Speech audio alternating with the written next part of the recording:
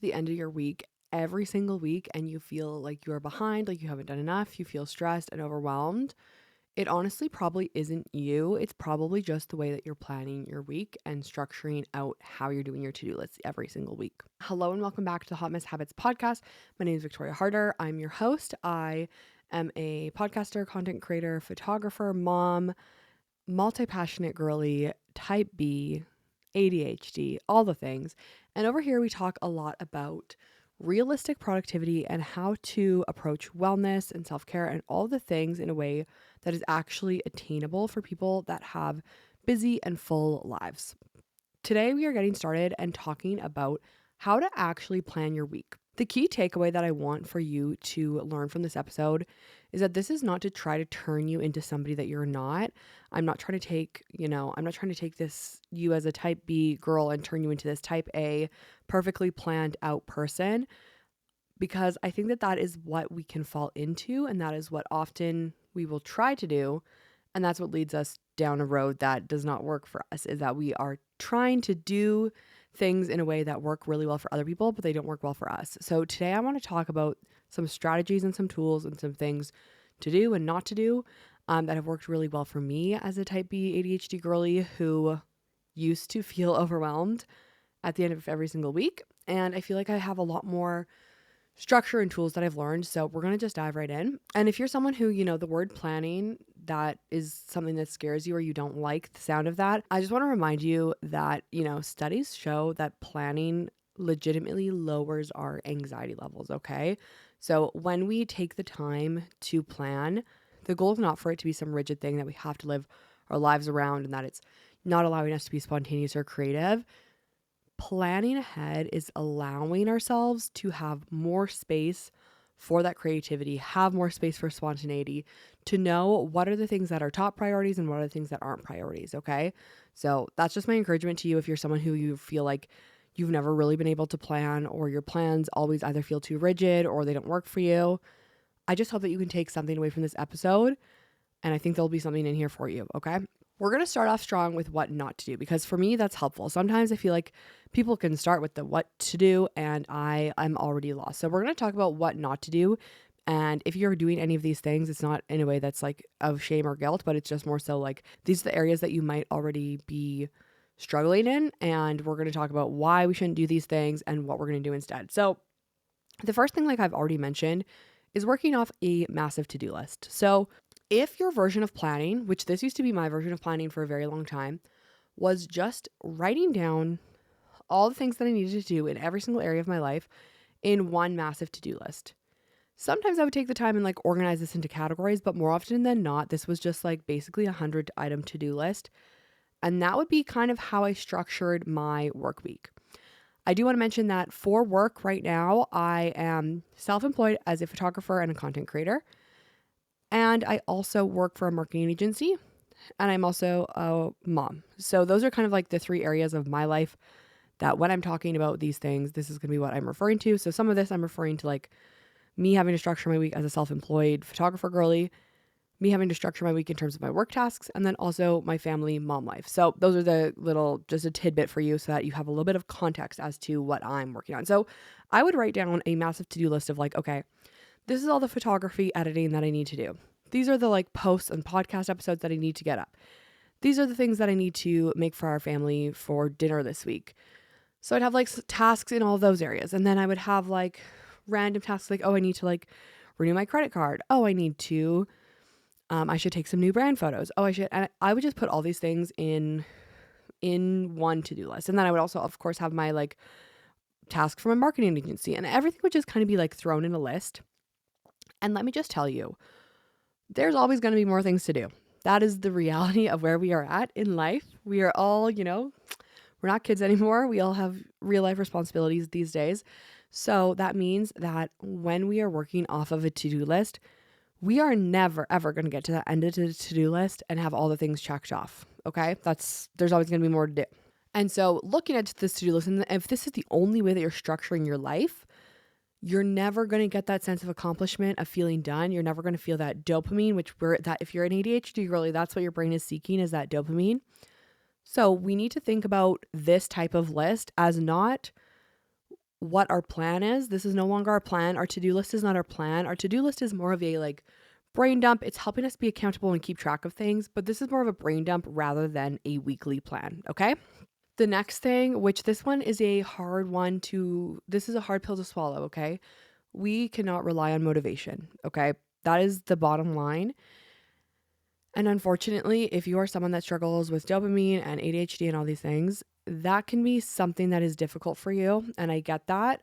But that is why the more that we can learn about what works well for ourselves, what doesn't work for ourselves, the more likely we can create systems which will help us do things without having to rely on the motivation. So that's what we're going to get into. The next thing is we're not going to rely anymore on that last minute panic procrastination feeling, okay? I knew that eventually there were certain things that I would get done because I had to get them done. And sometimes I can still do this, okay? I'm not saying that I'm perfect at this. But I used to use that sense in me that I would procrastinate things almost on purpose because I knew that the deadline would push me to have to do it. So I would just get it done. And sure, sometimes this works. And I do think that urgency, it works on a short-term basis. But if you are continually doing this to yourself, you are going to burn yourself out. You are going to constantly feel anxious and you are not you're going to burn out. That's the end of the reality of it. So we need to figure out better systems that work for us rather than just relying on that sense of urgency. And so all of these things that we don't want to do, this is what we know now these days to be called decision fatigue, right? That constantly having to make these decisions for yourself, even if they're small little micro decisions, that is wearing and tearing on your brain, okay? So when we don't plan, we're wasting the energy because we're just trying to spend so much time thinking of a plan, thinking of what our next task is and trying to map it out. My goal for you is to spend less time making the decisions and more time implementing them and more time, honestly, to have some margin in your life for the things that you actually want to do. So those are all the reasons and things that we do not want to do. And I want to give a little personal anecdote of the two reasons that I have chosen to commit to doing this on a regular basis. And I feel like the two reasons are not usually on the same week. Some weeks I'm feeling this way. Some weeks I'm feeling this way. Some weeks I'm feeling like I want to sit down, plan my life and do this because I am feeling highly motivated. I have a lot to do. I'm feeling productive. I'm ready to be productive. So I'm excited to do this. I'm ready to do this. And I'm excited about it. I have that sense of motivation. So that's one side of how I am. Other times, and this is the time that you maybe will relate to more, I am doing this as an act of discipline and self-care because I know that if I can do this for myself, I will be less stressed later on in the week. I know that I'll be able to show up for my family better. I know that I will be able to have better habits and routines when I do this. So sometimes, sometimes it comes easily to me. Other times I'm doing it as an act of discipline because I know that I need to do it. Let's talk about what systems and habits and things that we can put in place to actually implement this, to actually change how we're structuring our weeks, how we're planning things out, and what that could actually look like for you. With a lot of the content that I share, I want you to be able to know that you don't have to follow every single one of these steps in order for this to be a win. But my challenge for you is to take something from this video and try it out, see how it feels, and implement it into your life, okay? So the first thing that I want you to do is I want you to lean into making this something that is realistic for you with where you are at in your life, okay? My ideal situation is that on a Sunday afternoon, I don't have anything to do. I have a good 2-3 hour block. I can sit down with a beautiful calendar, highlighters, pens, some music, some coffee, and I can just spend the next 2 hours daydreaming about where I want to be in life, revisiting what my goals are, and spending that time just planning out my ideal version of my week. That is not realistic for me. For me, I have probably a good 20 to 30 minutes where I can carve out some time, look ahead to the week, and actually take some time to map it out. You need this to be something, this time where you're planning out, you need it to be something that is quick, repeatable, and low pressure. You don't want to feel like this is something that is like a burden to you. Obviously, you can still have a planner and nice notepads and make a coffee in 20 minutes, but I'm just saying don't feel like it has to be this huge event or thing. Sometimes I do this, my toddler's playing beside me, my husband's there. It's not like this huge Instagram moment that's like perfect. It's just trying to squeeze this in my regular life. So make it a realistic thing that you can continually do. Okay, now getting into it, okay? The next thing that we're going to do is we are going to map out what a typical week is going to look like for us. So this is going to be something that is repeated every single week, okay?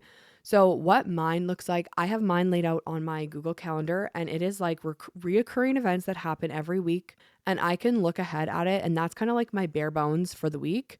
And then from there, I can add in new things. So I want you to open either Google Calendar, or you can sit down with an actual calendar if you want.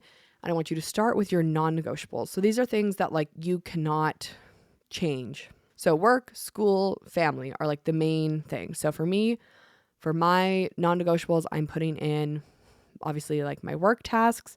I'm putting in my family moments in terms of like, okay, this is when I'm in charge of my toddler, and I'm putting in church. Those are my non-negotiables, like repeatable things that are happening every single week. From there, I'm adding in things that are more flexible, but I'm still doing on a weekly basis. So, maybe that's having a coffee with a friend, going to the gym, doing errands, going grocery shopping, like things that you're doing on a regular basis, but they can be moved around a little bit more easily.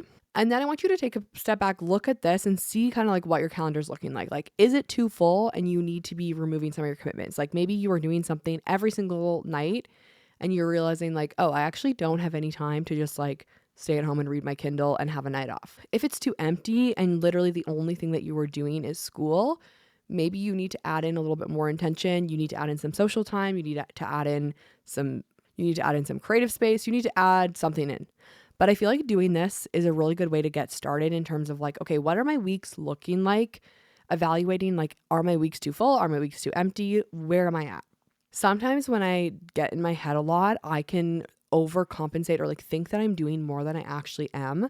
So I will be like, oh my goodness, I'm so busy. I don't have any time to do anything. I'm so busy. And then I take the time to look at what I'm actually doing. And honestly, it's not as much as I thought. And in those times, it's that I'm not taking the time to actually be intentional about the time that I have. And I'm just, spending too much time like jumping from task to task. I'm having that decision fatigue. So because I'm making so many decisions, it feels like I'm doing a lot, but in reality, I'm not actually. So this is a really helpful resource to help you be able to identify that. And for my type B girlies, to make this more fun, I want you to make sure that you're like color coordinating your Google Calendar, you're highlighting things with your nice pens, like make it fun so that when you look at your calendar, it's nice. I personally like to write mine out on a whiteboard so I can see it here in my office. And I feel like that to me is fun and a little hit of dopamine. You could also just put it, you could map it out and print it out in like cute colors, anything to make it feel fun for you. Lean into that. Another optional thing you could do with this is if you are someone who has like a very flex schedule, or you have like some weeks that are interchangeable. Like I know for school, sometimes you have like different classes on different weeks. And sometimes anyways, what you can do is you can have a week and a B week. I've done that in certain seasons when I have like certain commitments every 2 weeks. That's also another add-on if you're wanting to, really get clear on what your different weeks are looking like. Okay, so now that we have our weekly calendar mapped out, I want you to figure out when you are going to actually take the time to start doing your little weekly reset and plan your week out. I used to always think that this had to be done like on Monday. It does not. You can do it at any time. I definitely recommend doing it earlier in the week. But if you're ever feeling like I'm feeling chaotic, it's okay. You don't have to wait till the next Monday. You can just start, say it's Wednesday, you're feeling overwhelmed. Do a little reset on a Wednesday, okay? You don't need to wait till Monday. But I do want you to try to pick a day that you're going to commit to doing like on a reoccurring basis for the next like 4 weeks. See how things feel. Some options, you could do it on a Friday at the end of the week. I found this to be really helpful when I was only self-employed and I didn't have my marketing job because I had so many tasks that I was doing by myself. And so I would get to the end of the week on Friday, and that was when my brain had the most like things flowing in terms of like, oh, these are all the tasks that I didn't complete this week. So I found that on Fridays, writing out my tasks for the next week was really helpful because then, Sometimes on Friday, we're thinking about all the things. And then by Saturday, Sunday, our brain kind of like filters those things out. And then we get to work on Monday again. We're like, wait, what are the things that I'm doing again? So sometimes not doing this on Friday can be really helpful. Otherwise, you could do it on Sunday or Monday morning. I've lately been doing mine on a Monday morning. Okay, so you're going to pick your time, and then I will sit down and I will look at my base calendar, so my bare bones calendar, as well as my to-do list. If you don't have an ongoing to-do list, do a brain dump of all the things that you need to get done this week. Write that all out separately, then bring it over to your calendar. And then I want you to look at your calendar and see where you're able to put some time blocks in to structure the rest of your week. So for example, I will have like all my work tasks that I need to do. I'll have my editing that I need to do. I need to go get groceries, all the things. So then I will take the time to kind of write out blocks of when I'm going to complete each thing. I'm not exactly always writing out like every single to-do list item. I will often make the time blocks more general. So for example, I'll have like my work block for my marketing agency, and I'll have it like 4 hours on Tuesday. And that I won't write out necessarily my to-do list, but I know that that's the chunk that I'm working on stuff. Or I'll have like 2 hours of editing on Friday morning, and I'll know that I'm editing during that time. I don't know exactly what galleries I'm going to be at by that time, but I'll know that that's when I've allocated to do the task. This is something where this has worked really well for me as someone who is type B. I don't know what I'm going to be wanting to work on Friday. I don't know exactly, what photos I want to edit, whose gallery I'm going to get completed. So I don't really write like complete this person's gallery by Friday. I just write 2 hours of editing Friday. And by Friday, then I can decide, like, that's an easy thing for me to decide. If I know I'm editing, that's easy for me to decide. But if I just leave that open, I don't have anything there, then I'll just go to my to-do list and work on the first thing that's on there, And a note on time blocking.